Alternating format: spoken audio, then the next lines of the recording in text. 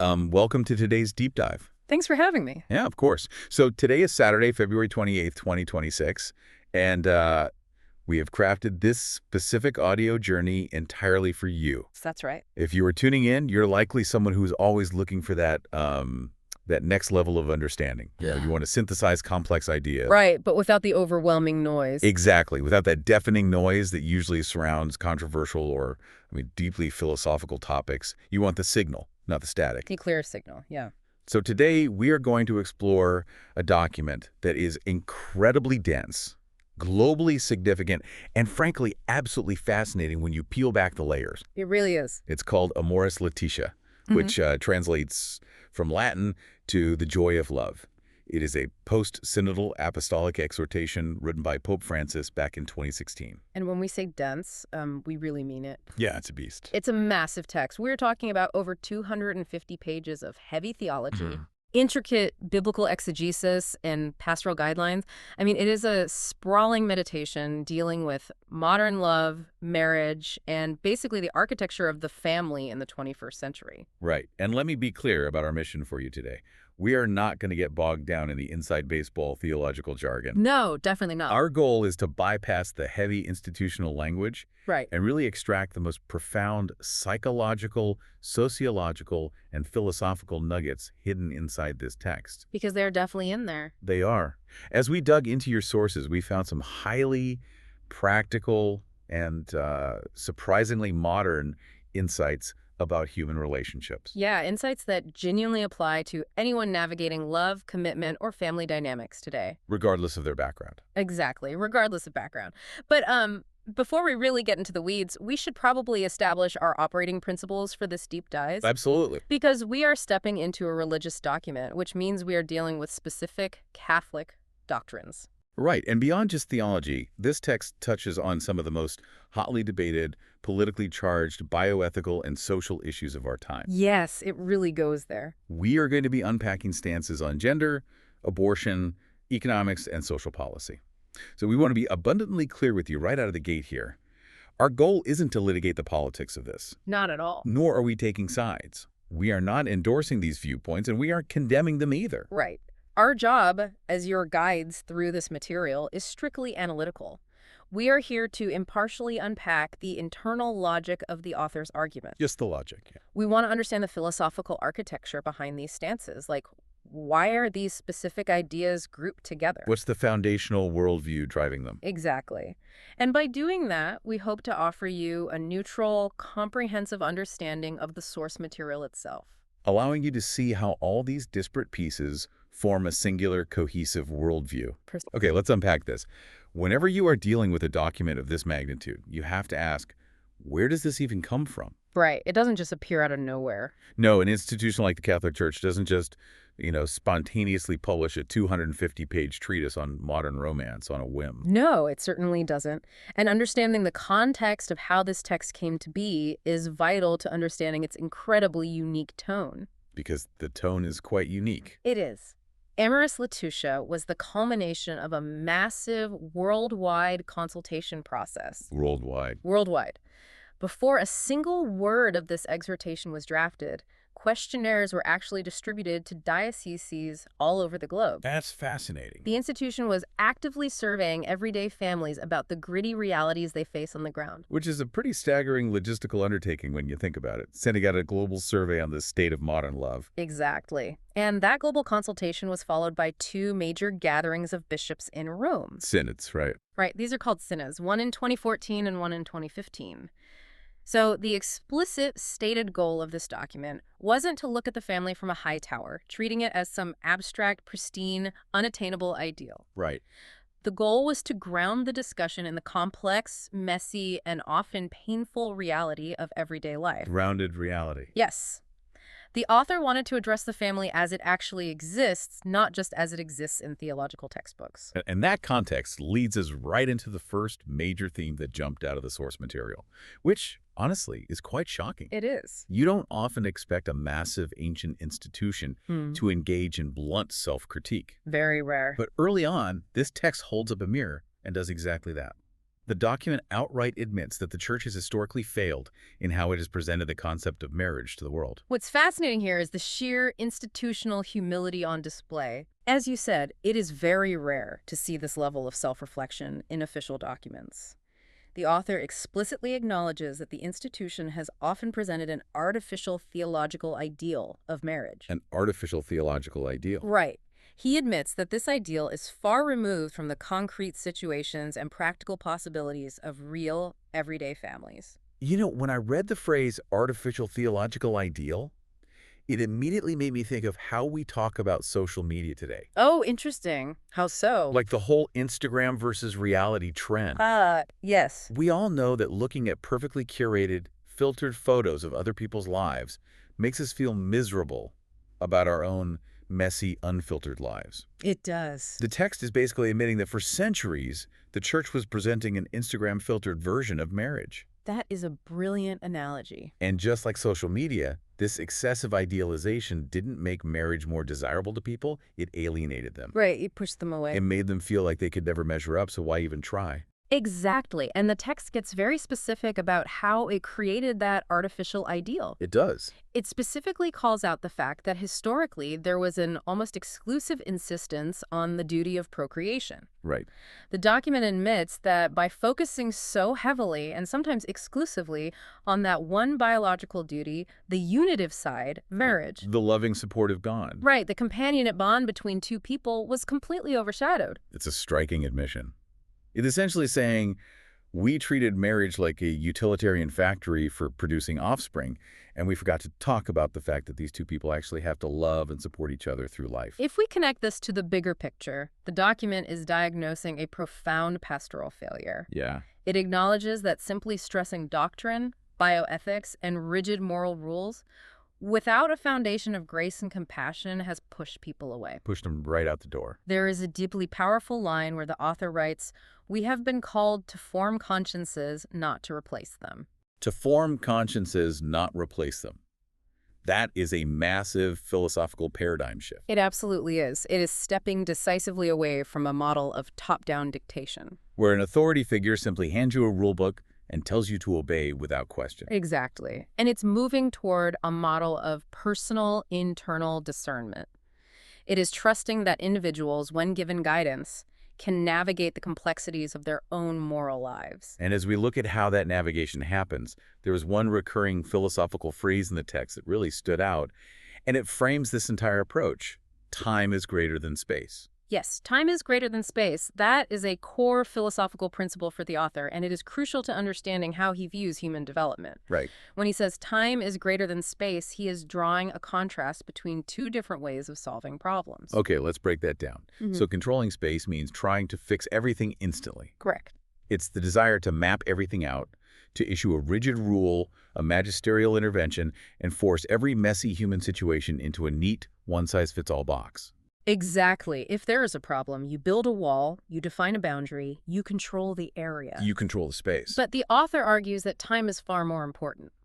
Giving a situation time allows for processes to begin. Processes. It allows for organic growth, for trial and error, for maturity.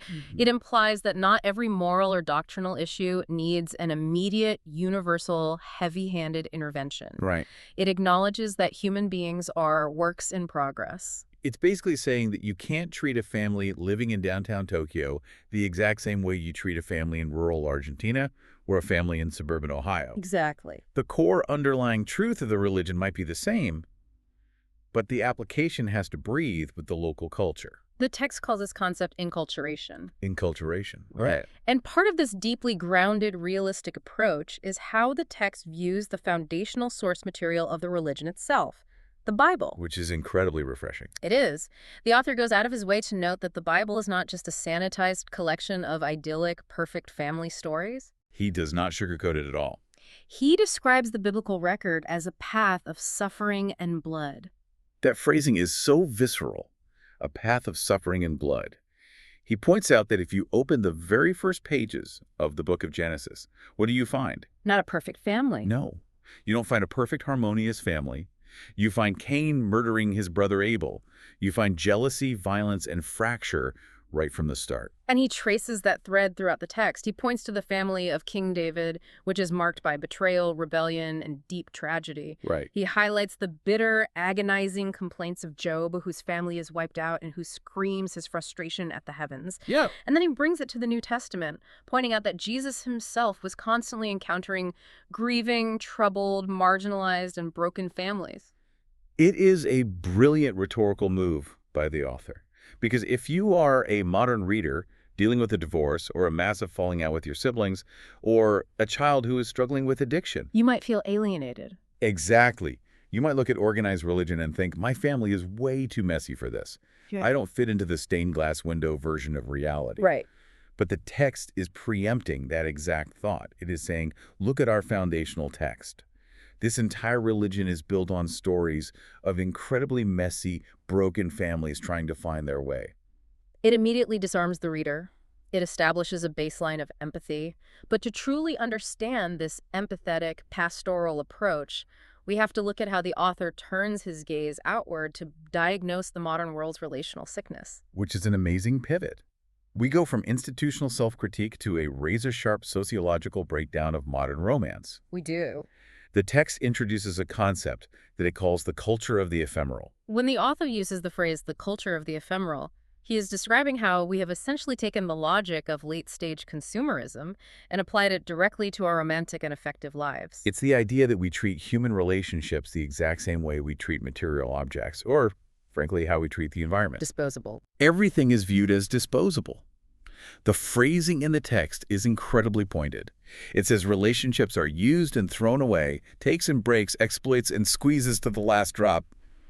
Then goodbye. It is a brutal but accurate assessment. Yeah. The text places the blame on a narcissistic obsession with free time and a mentality that views human connection purely through the lens of a cost-benefit analysis. A cost-benefit analysis of love. Exactly. We are constantly calculating, is this relationship giving me a net positive return on my emotional investment right this second? I mean, think about how relevant this is to you listening right now. Yeah. This document was published in 2016. But it is describing the exact psychological burnout of modern dating apps. Oh, completely. It is the literal definition of the swipe mentality. Yeah. You are presented with an endless catalog of human beings, reduced to a few pictures and a bio. Right. If someone isn't perfectly optimizing your life, if they have a weird habit, or if the cost-benefit analysis dips for even a fraction of a second, you just swipe left. You discard them. You discard them and find a new consumer product, a new partner. And this raises a deeply important question about the tension between freedom and commitment in our modern era. Now, it is important to note that the text is not anti-freedom. Right, it's not saying we need to go back to the 1950s. Exactly. It actually praises the modern shift toward personalism and authenticity. It acknowledges that people no longer want to stay in marriages just because of societal pressure or rigid tradition, and it views the desire for authentic connection as a positive evolution. But there is a warning. There is a strong warning. It warns that when this newly found freedom lacks noble goals, or when it completely lacks personal discipline, it rapidly degenerates into what the author calls extreme individualism. Extreme individualism. Yes. We become absolutely terrified of entrapment. We start to view any kind of permanent commitment not as a foundation to build upon, but as a cage that will somehow hamper our personal goals and our limitless potential. Right. And this fear of being tied down inevitably weakens the very family bonds we claim to want. It's the paradox of infinite choice. But the text doesn't just blame individuals for being selfish or afraid of commitment. What really struck me was how fiercely it points the finger at macroeconomic structures. Yes. It identifies a devastating two-front, war-facing young people today.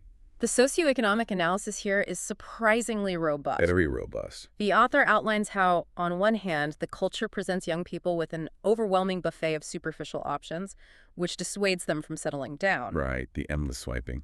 But on the other hand, and this is the crucial part, society actively pressures young people not to start families because of a profound lack of future economic possibilities. You look at the reality young adults are trapped in today.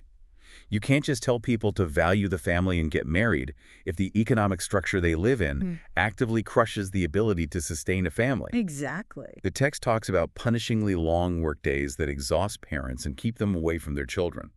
It specifically highlights the lack of decent, affordable housing. It also mentions extreme poverty.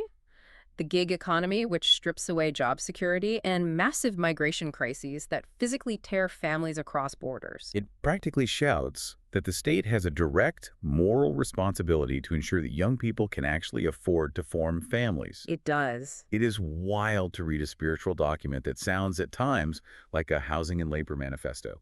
It refuses to separate the spiritual health of a family from their material economic reality. So we have this perfect storm. You have economic structures that are crushing the feasibility of family life, and you have a hyper-individualistic culture pushing an ephemeral swipe-left mentality. A tough situation. Very. So the natural question that arises is, what happens to all the people who fall through the cracks? How does this text, operating from within a historically rigid institution, suggest handling families that simply do not fit the perfect mold? And that question brings us to a massive tonal shift in the source material. The text introduces a concept to address these imperfect realities, leaning on an ancient theological idea called the seeds of the word. The concept of the seeds of the word originated in early Christianity. Right. It was the idea that even outside the official boundaries of the church, you could find fragments or seeds of divine truth in other cultures and philosophies. Seeds of truth everywhere. Exactly. What the author does here is take that ancient concept and apply it directly to imperfect, messy family situations today. The document openly acknowledges that you can find positive, constructive, and even holy elements in situations that the institution has historically condemned. Yes. It says these seeds exist in natural marriages, in the marriages of people from other religions, and yes, even in civil unions or couples who are cohabiting outside of marriage. Which, as you mentioned, is a monumental shift in pastoral tone. Massive. For centuries, the institutional stance on something like civil divorce and remarriage or cohabitation was pretty black and white. It was viewed strictly through the lens of a rule being broken. Right.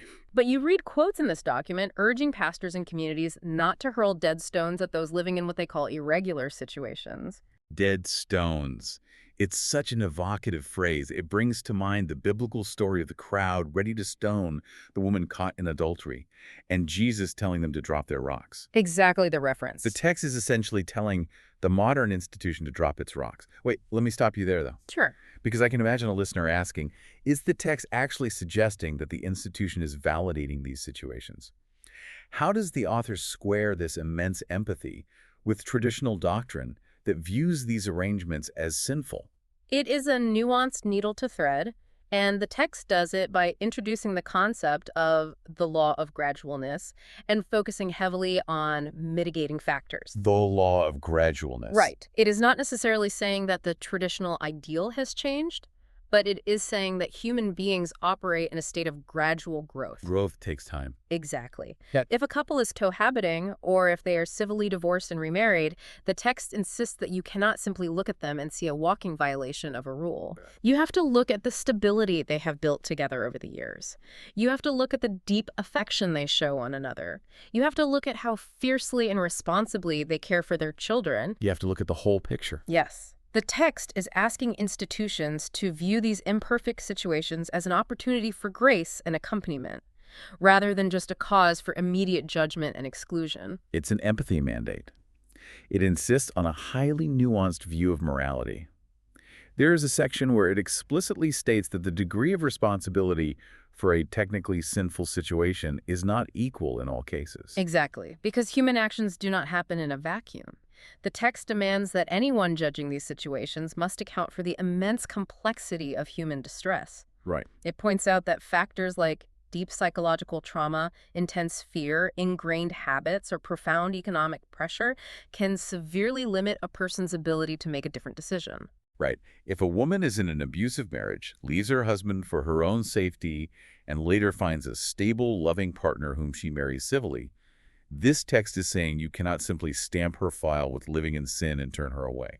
Never. Her circumstances, her trauma, and her need for safety completely mitigate the culpability. Precisely. It is forcefully pushing back against a black and white, bureaucratic application of moral rules.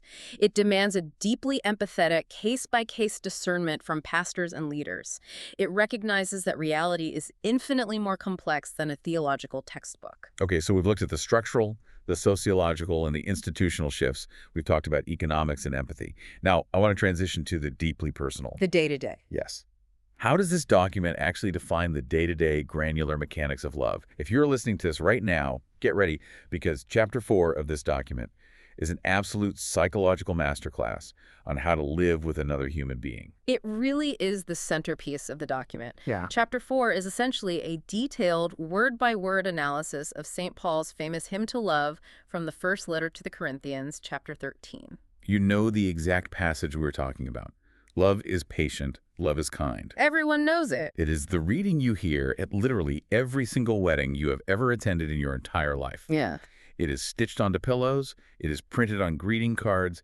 It has become a total cultural cliché. But what the author does here is strip away all of that romanticized greeting card fluff. Completely. He goes back to the original Greek words that Paul used in the first century, and by analyzing the Greek, he shows that this text isn't a sweet poem about butterflies in your stomach. Right. It is a gritty, incredibly practical survival guide for living in close proximity with a flawed human being. Let's break those original Greek words down because the psychological insight here is profound. The first phrase is love is patient. The original Greek word used there is makrotheme. Now, the author goes out of his way to make clear what this does not mean. Makrotheme does not mean being a passive doormat. It doesn't mean letting yourself be constantly mistreated, and it certainly doesn't mean staying in an abusive situation. Instead, it refers to a deep, stabilizing compassion that stops you from acting on impulse. Right. It is rooted in a fundamental realization, recognizing that other people have an inherent right to live in this world exactly as they are. Yes. Think about how powerful that is.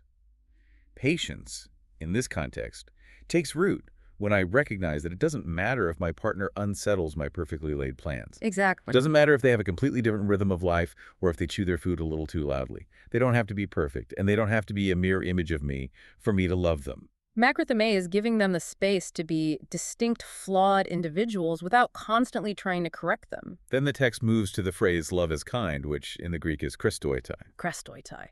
The nuance the author draws out here is that krestoitai is a dynamic, active verb. An action. Right. We often think of kindness as just a pleasant attitude, a state of being polite. But this word means to do good. It is an action. To do good. It is the active willingness to be of assistance, to step in and benefit the other person freely without secretly keeping score and expecting a transactional return. Then we get to love is not jealous, which comes from the Greek word zeloi. The text offers a brilliant definition of envy. It defines envy as a profound sadness provoked by another person's prosperity or success. When you are envious, you are completely closed in on yourself. It is a scarcity mindset applied to love. Exactly. But true love, zeloi, completely rejects that scarcity mindset. It values the other person's achievements as if they were its own. It frees us from the bitter, sour taste of envy. Because it doesn't see the partner as a competitor or a threat. If your partner gets a massive promotion or discovers a new passion, zeloi allows you to genuinely celebrate, rather than secretly feeling diminished by their shine. And then we reach what is perhaps the most psychologically resonant and convicting breakdown in the entire chapter. The phrase, love is not irritable, which translates from the Greek word paroxynetai. Paroxynetai. The author explains that this isn't just about yelling or having a bad temper. Paroxynetai refers to a hidden, violent, interior indignation. Oh, man. When I read that phrase, hidden, violent, interior indignation, I felt instantly called out. I think we all did. It is that toxic internal ledger we all keep. Imagine your partner forgets to load the dishwasher the way you like, or they leave their shoes in the hallway for the 4th time this week. A classic scenario. You don't yell at them. You don't even bring it up. Instead, you just aggressively wash the dishes yourself, or you aggressively kick the shoes into the closet, and you sit on the couch quietly fuming. Building a case. Exactly. You start cataloging every flaw they have ever possessed since the day you met them. You construct an entire court case in your head where you are the martyr and they are the villain. That is paroxynetai. The text says that nurturing that interior hostility, holding on to that silent resentment, is a literal poison to a relationship. It helps no one and destroys intimacy from the inside out.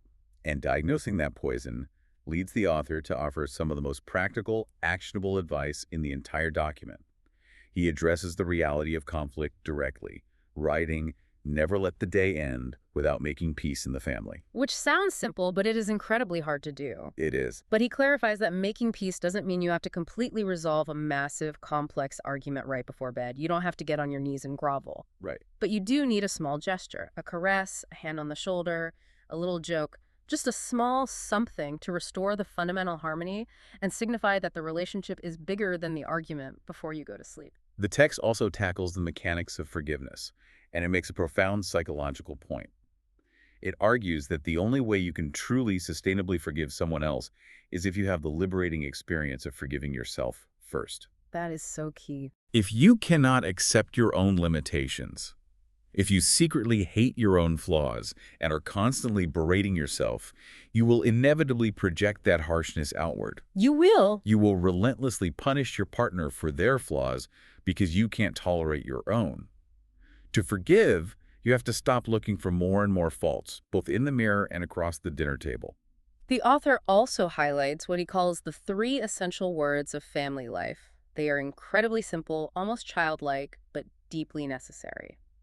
Please, thank you, and sorry. He insists that when families lose the habit of using these words, the peace of the home deteriorates. When partners assume they have an automatic right to everything, when they stop saying please because they feel entitled. Or they stop saying thank you because they expect the service. Exactly. Or they refuse to say sorry out of pride. The relationship becomes transactional and cold. To illustrate the intense joy of gratuitous love of giving just for the sake of bringing joy, the Pope actually references a movie, which is awesome. It is unexpected. He references the 1987 Danish film Babette's Feast. If you haven't seen it, the film is about a French refugee, Babette, who works as a servant for a very austere, strict, joyless religious community in a gray coastal village in Denmark. Right. They eat boiled fish and bread every day. They view pleasure as practically sinful. Very bleak. But Babette secretly wins the French lottery. 10,000 francs, a massive fortune. And instead of using the money to leave and return to her glamorous life in Paris, she spends every single penny of her winnings to import the finest ingredients: turtles, quails, truffles, wine. A true feast. And she cooks a masterful, extravagant, decadent French feast for this dour little community. She spends everything she has, expecting absolutely nothing in return, just to awaken their senses and bring them delight freely. The author uses this cinematic metaphor to perfectly encapsulate a gratuitous love. It's a beautiful metaphor for the generosity that should exist in a family where you pour yourself out simply to see your partner experience joy. If we pull all of these psychological insights together, the text is fundamentally arguing that love is not a passive event that happens to you. It is a daily, deliberate, often difficult practice of expanding your own heart to make room for the imperfections of another human being. Beautifully said. Now, here's where it gets really interesting and, frankly, quite surprising, given the source. We are moving into the physical dimension of love. This is the text's stance on eros, passion, and equality in marriage. This section turns a lot of heads. If you came into this deep dive thinking a church document would be squeamish, prudish, or dismissive about physical intimacy, think again.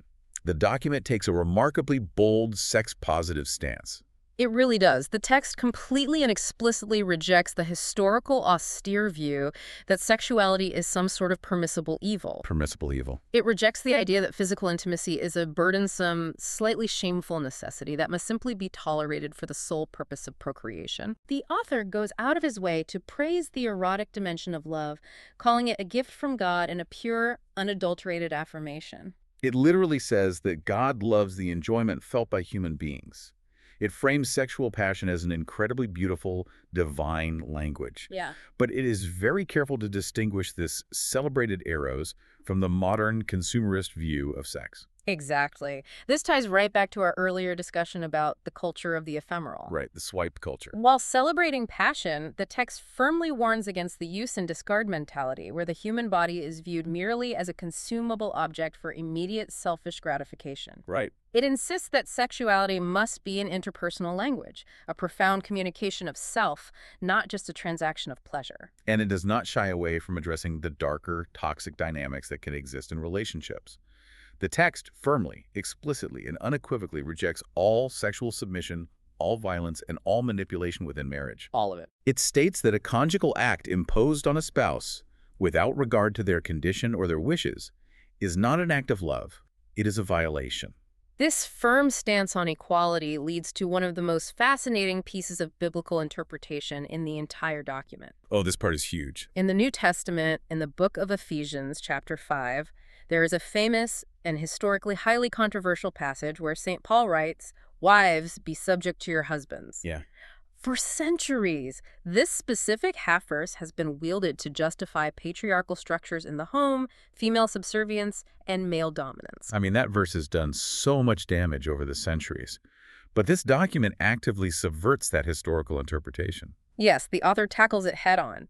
The text states that Paul's phrasing in that specific line merely reflects the old patriarchal cultural categories of the first century world he lived in. It is cultural baggage. Cultural baggage. The actual core Christian message, the text argues, is found a verse earlier where Paul writes, "Be subject to one another." To one another. The document interprets the true standard of Christian marriage as mutual subjection. It is a reciprocal, equal donation of self. The author explicitly states that true love completely excludes any kind of male domination, and it rejects any interpretation of subjection that would make the wife a servant to her husband. It's a total leveling of the playing field. The document acknowledges that human equilibrium is incredibly fragile. In a healthy relationship, both partners have to learn how to give and receive equally. Emotion, desire, and passion are not sinful in themselves. They are natural, beautiful components of human wiring. The morality depends entirely on the actions those passions fuel. Exactly. Do your passions fuel mutual respect, joy, and the lifting up of your partner? Or do they fuel a selfish desire for domination and control? Which brings us to a significant transition point in our deep dive. We have spent considerable time exploring the personal, psychological, and intimate dimensions of this text. Now we must shift our focus to the document's broader, structural, and often politically charged bioethical stances. Yes, this is the section dealing with bioethics and the defense of the vulnerable. And again, as we pivot here, I want to reiterate how we are approaching this. Good idea. We're stepping into some of the most hotly debated, polarizing bioethical issues in the modern world. Our goal here isn't to litigate the politics or tell you what to believe. We are just mapping it out. We are simply mapping out the author's philosophical architecture. We want to understand why this text takes these specific, firm stances and how they connect to the broader themes we've already discussed. The document is unambiguous in its opposition to state-enforced interventions regarding family planning. It strongly rejects any coercive actions by governments or institutions regarding contraception, forced sterilization, and abortion. Right. It frames the human embryo from the very moment of conception as having immense inherent worth and dignity in God's eyes, entirely independent of whether that life is deemed convenient or productive by society. And tracing that exact same thread of protecting life, the text universally rejects both euthanasia and the death penalty. It sees life as a continuum that must be protected at both ends. It also issues a severe critique of what it terms gender ideology. Like, The document expresses deep concern over educational programs and legislative enactments that radically separate biological sex from sociocultural roles. It warns against what it sees as the illusion of human beings trying to play God or trying to replace the creator by assuming absolute autonomous power over their own biological identities. the author applies a very similar critique to modern reproductive technologies. The text argues against medical technologies that completely separate the act of procreation from the physical sexual relationship between a man and a woman. Yes. It asserts that human life shouldn't become a modular, separable reality subject merely to the technological wishes or financial means of individuals. Now, if you are listening to this, you might be looking at this list: abortion, the death penalty, gender, reproductive tech, euthanasia, and wondering how they all fit together. What is the internal logic here? Exactly. Why does the text group all these wildly different issues under the same philosophical umbrella? If you look closely at the underlying philosophy, all of these stances are rooted in a singular foundational worldview: the idea that creation is a prior gift. A prior gift. The author believes that human life, biology, and the natural order are gifts to be received with reverence, not raw materials to be manipulated by human omnipotence. Right. The text views the family as the sanctuary of life, a defensive bulwark meant to protect the most vulnerable at all stages of existence. Sanctuary of life. The logic is that from the unborn child to the severely disabled to the marginalized, all the way to the elderly at the end of life, humanity must not view life through a utilitarian lens. You see that anti-utilitarian logic incredibly clearly when the text vehemently condemns the exploitation of the female body. Yeah. It makes a specific, strong call-out against the practice of surrogate motherhood. Yes, it does. The author frames surrogacy not as a technological miracle, but as part of a consumerist culture that turns human life and the female body into commercial products. He argues that it exploits the financial vulnerability of women, renting their bodies to fulfill the desires of those who can afford it. And again, whether you agree with that assessment or not, you can clearly see how it ties perfectly back to his earlier critiques of the culture of the ephemeral. The idea that we shouldn't treat human beings as items to be bought, used, and discarded. This deep emphasis on the continuum of life and protecting life at all stages leads us naturally into the final thematic section of the document. How does the sanctuary of life operate across time?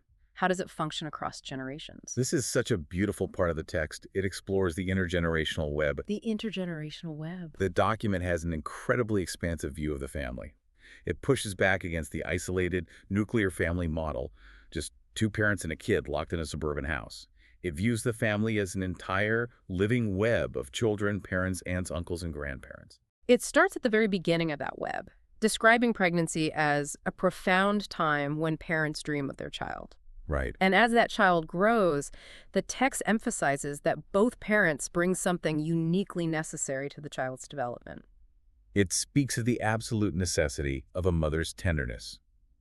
It describes how a mother's affection helps a child build foundational self-esteem, empathy, and a sense of basic trust in the world. Yes. And equally, it highlights the vital importance of a father's presence.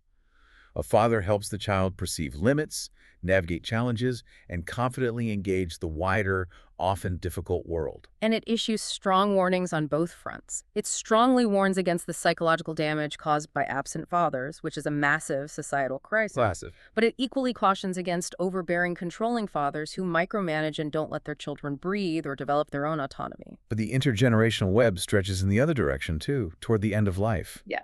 The text has a severe prophetic warning about how modern Western society treats the elderly. It does. The author states that a society that discards its elderly, that hides them away in institutions because they are no longer productive, has a deadly virus.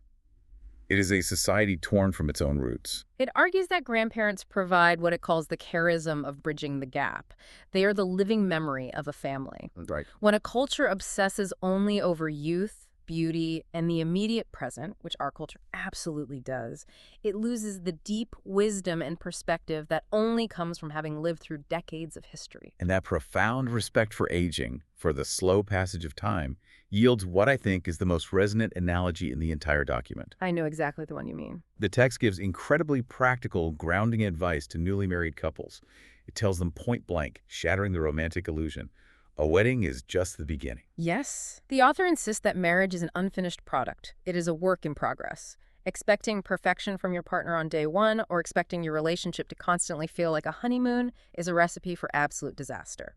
And when crises inevitably hit, because the text guarantees that they will, whether through financial ruin, sickness, or deep emotional friction, these crises shouldn't lead to hasty separations. No. Instead, the author argues that overcoming these hardships is precisely what gives a relationship its ultimate value. The document uses the analogy of aging wine. It says that weathering storms and overcoming crises allows the wine of a relationship to age, to deepen, and to improve in complexity. Love that. It actually quotes the mystic poet St. John of the Cross, saying that old lovers are tried and true. They don't have the frantic, fiery energy of youth, but they taste the deep, rich sweetness of a well-aged love that has been stored deep within their hearts through years of shared suffering and joy. It is a profound counter-narrative to the culture of the ephemeral. It suggests that true, lasting joy isn't found in constant novelty. It's not found in swiping for an upgrade. It's found in the gritty, daily, patient craftsmanship of building a shared life over decades. Well said. Okay, we have covered an immense amount of ground today. Let's synthesize the journey we've just taken through this source material. We took a massive, globally significant theological document and pulled out its core philosophical insights. We covered a lot. We saw how it blends ancient biblical history, acknowledging the blood, sweat, and tears of the human experience with incredibly sharp sociological critiques of our modern consumer swipe-left culture. We examine the institution's surprising call for internal humility and its plea for pastoral grace over rigid top-down rules. Right. We unpacked a gritty psychological masterclass on patience, dynamic service, and the daily necessity of forgiving both ourselves and our partners. And we looked at its remarkably bold celebration of erotic passion as a divine gift. And we impartially mapped its firm bioethical stances aimed at defending the vulnerability of life from a utilitarian worldview. And as we promised at the start, whether you personally agree with the theology, the social policies, or the bioethics of this document or not, it undeniably offers a profound challenge to the modern reader. It really does. It forces us to ask deep, uncomfortable questions about how we view our obligations to one another in an increasingly isolated, disposable world. It directly challenges the core assumptions of our hyper-individualism. It asks us to seriously consider the possibility that our greatest human fulfillment might actually lie in our commitments. Right. That true freedom isn't the absence of ties, but the willingness to be tied to others, to sage with them, and to weather the inevitable storms of life together. And that brings me to a final provocative thought that I want to leave you with today. You, listening to this right now, navigating your own life, your own friendships, and your own romantic partnerships. Early on in this deep dive, we talked about that core philosophical phrase from the author, time is greater than space. Time is greater than space. The text tells us that love is a lifelong craftsmanship. In our fast-paced, hyper-optimized modern lives, we almost always try to solve our relationship problems by controlling our space. Controlling the environment. Right. When things get hard, or when our partner annoys us, we seek immediate spatial fixes. We try to change our environment. We try to forcefully alter our partner's behavior right this second. Or, if that fails, we just sever the tie and swap out partners entirely, constantly looking for a better fit in a new space. It's the ephemeral culture at work. But what if you apply the principle of time to your life? How would your current relationships change if you stopped trying to fix every single flaw today? What if instead you viewed your connection to your partner, your family, or your friends as an unfinished piece of art? An art that simply requires the immense patience of a craftsman. It shifts everything. What if you allowed your love the grace to age slowly, enduring the bitter seasons, so that it could eventually turn into fine, rich wine over the decades?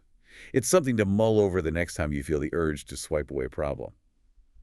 Thank you so much for joining us for this custom-tailored deep dive. We'll be back next time with another stack of sources to unpack and explore. Until then, keep digging deeper.